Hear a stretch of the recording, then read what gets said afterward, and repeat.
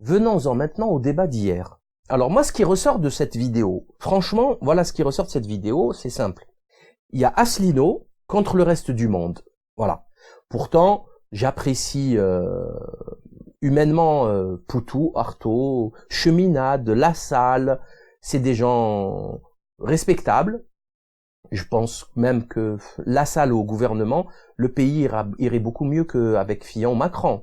Ça, c'est une certitude. Hein. Voilà. De toute façon, vous mettez personne au gouvernement, c'est mieux qu'avec ces gens-là, puisqu'ils vont déconstruire tout ce qui a été fait dans ce pays.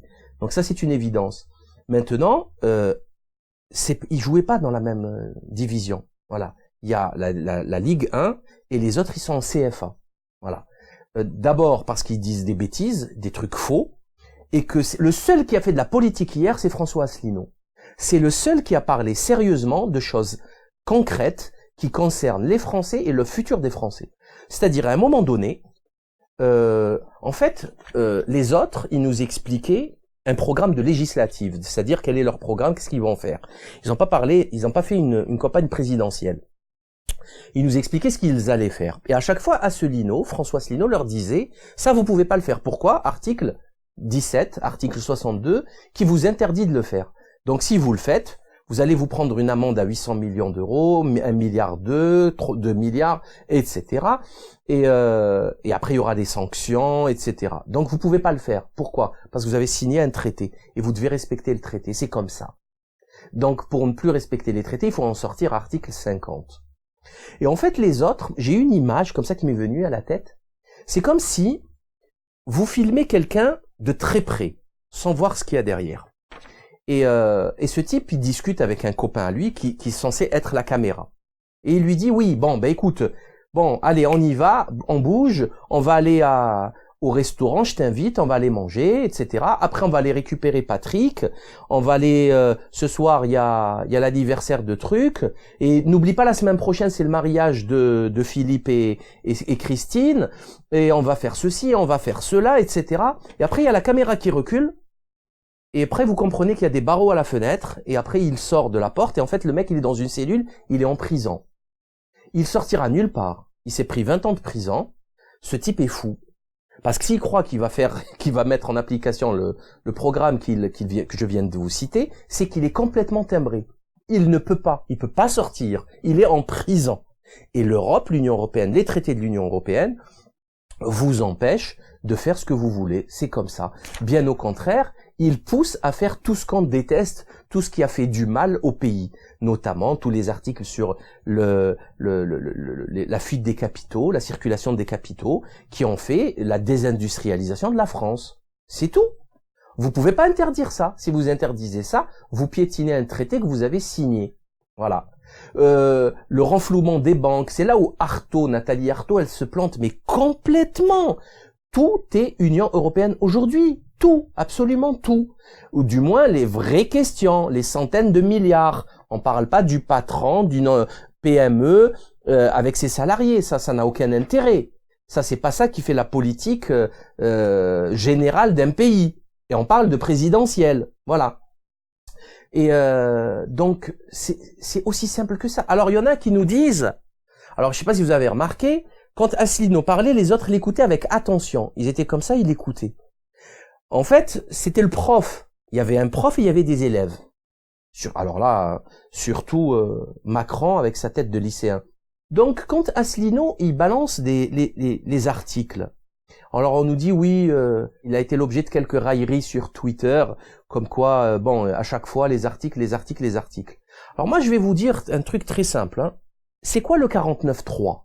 Bande d'ignards, bande de jouhela. Vous êtes des ignorants, des décérébrés, vraiment. Il n'y a plus rien là-dedans. Je parle pas bien sûr à tout le monde, je parle à ceux qui ont fait ça. Alors il y en a, ils voulaient faire juste le bon mot pour rigoler. C'est vrai que ça fait rire, on rigole, il n'y a pas de souci. Mais l'affaire est grave, c'est très très grave. C'est quoi le 49.3 ? C'est quoi ? C'est un article de loi. Constitution, loi, code civil, code pénal, tout ce que vous voudrez. Tout est loi, tout est contrat. Et si vous dérapez, qu'est-ce qui s'appliquera sur vous ? Le code civil, le code pénal, alors vous avez après le tribunal administratif, police, etc.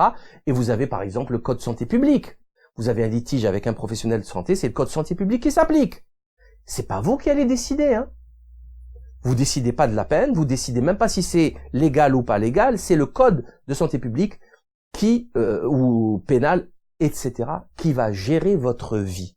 Et à chaque fois, on vous demandera de parapher les pages et d'apposer votre signature qui donne votre accord écrit au contrat.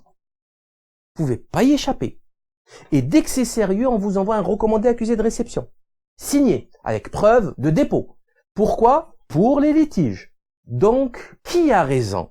Asselineau ou les autres dégénérés ignorants qui ne connaissent même pas les contrats, les traités qu'ils ont signés et dont la France est responsable? Dernière chose, j'ai vu par hasard sur BFM, rapidement, c'était le gars qui était la veille du débat qui présentait les pupitres. Et il parle le premier c'était Asselineau, le tirage au sort, et il dit voilà, François Asselineau, l'UPR, 18 000 adhérents. Non, c'est pas 18 000 adhérents, c'est 23 000. C'est quoi ces journalistes? Enfin, pourquoi pas 700 adhérents aussi? D'ailleurs, je vais être un peu méchant, sans l'être, parce que c'est vraiment le ressenti que j'ai concernant Asselineau par rapport aux autres. Hein. Le peuple ne mérite pas Asselineau. Le peuple d'aujourd'hui, avec sa conscience du jour, même s'il y a une très grosse dynamique, c'est exceptionnel, il n'y a pas de souci. Mais on ne donne pas de la confiture au cochon.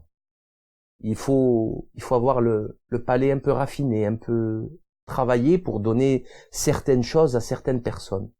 C'est triste, parce que c'est pas une question de politiciens, c'est une question de peuple. Le peuple a été abruti vraiment par 50 ans de folie furieuse au niveau de l'éducation nationale, au niveau des médias, au niveau de la dépravation des mœurs, de la publicité, du consumérisme. C'est extrêmement grave, quoi. On vit quelque chose d'extrêmement grave. Quand un type, il sait pas faire la différence entre ce qui est bien pour lui et ce qui n'est pas bien pour lui, en général, on appelle ça l'âge majeur. C'est-à-dire, quand vous arrivez à l'âge majeur, on peut estimer que vous pouvez savoir ce qui est bien pour vous, ce qui est pas bien pour vous, après avoir été éduqué correctement par vos parents. Et ben là, vous leur donnez Asselineau, vous leur donnez Fillon, ils vont voter pour Fillon.